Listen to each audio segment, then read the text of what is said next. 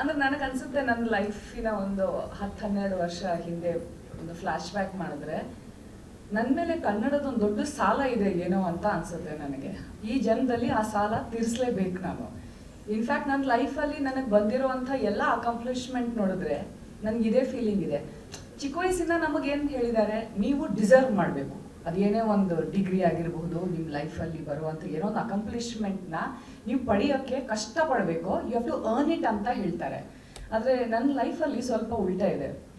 ನನಗೆ ಸ್ವಲ್ಪ by now pay letter ಸ್ಕೀಮಲ್ಲಿದೆ ನನ್ನ ಲೈಫ್.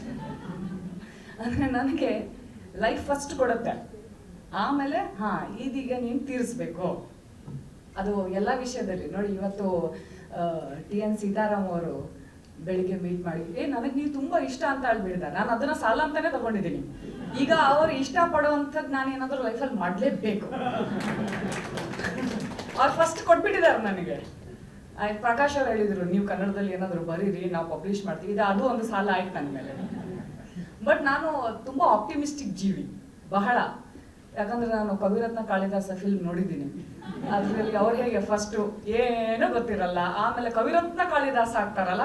ನನಗೆ ಯಾಕೋ ನನ್ನ ಮೇಲೇನೋ ಆ ಥರ ವಿಪರೀತ ಆಪ್ಟಿಮಿಸಮ್ ಇದೆ. ಏನೋ ಒಂದು ಮಾಡ್ತೀನಿ ನಾನು, ಏನೋ ಒಂದು ಕನ್ನಡದಲ್ಲಿ ಮಾಡ್ತೀನಿ ನಾನು. ಅದು ಏನು ಅಂತ ಈಗ ಗೊತ್ತಿಲ್ಲ, ಬಟ್ ಏನೋ ಒಂದು ಮಾಡ್ತೀನಿ. ಅದು ಯಾಕೆ ಆ ಕಾನ್ಫಿಡೆನ್ಸ್ ಇದೆ ಅಂದರೆ ನನಗೆ ನಂದು ಮತ್ತು ಕನ್ನಡ ಭಾಷೆ ಒಂದು ರಿಲೇಷನ್ಶಿಪ್ ಇದೆ ಅಲ್ಲ, ಅದು ನಾನು ಬಹಳ ಯೋಚನೆ ಮಾಡಿದ್ದೀನಿ ಇದ್ರ ಬಗ್ಗೆ. ಅಂದರೆ ನೀವು ಕ್ಯಾಲ್ಕುಲೇಟ್ ಮಾಡಿದ್ರೆ ನಾನು ಇಲ್ಲಿ ಇರೋಕ್ಕೆ ಏನು ಮ್ಯಾಥಮೆಟಿಕ್ಸ್ ಕೊಡಲ್ಲ.